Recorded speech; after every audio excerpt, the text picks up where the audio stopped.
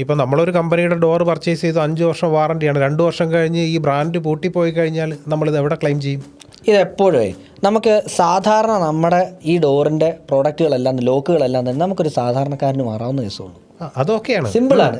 അപ്പോൾ ഇതിനകത്ത് യൂസ് ചെയ്യുന്ന ബ്രാൻഡുകളെല്ലാം തന്നെ നമ്മുടെ ഇവിടെയുള്ള ബ്രാൻഡുകളാണ് യൂസ് ചെയ്യുന്നത്. ഡിഫോൾട്ടായിട്ട് ലോക്ക് ഉണ്ട്, ഏത് സ്റ്റീൽ ഡോറിനും ഡിഫോൾട്ട് ലോക്കുകളുണ്ട്.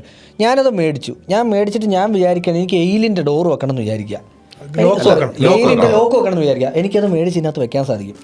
ബയോമെട്രിക് വെക്കണം എന്ന് വിചാരിക്കുക, എനിക്കത് വെക്കാൻ സാധിക്കും. അപ്പോൾ ഇതിന്റെ സൈസ് ഹോൾ സൈസ് കറക്റ്റ് ആയിരിക്കും. ഹോൾ സൈസ് ഇന്റർനാഷണൽ സ്റ്റാൻഡേർഡ് ആണ്. ചിലതിൽ 1-2 ചില നോബുള്ള അതെ ചില നോബുള്ള ഐറ്റംസ് ഉണ്ട്, അതിന് വ്യത്യാസം വരും.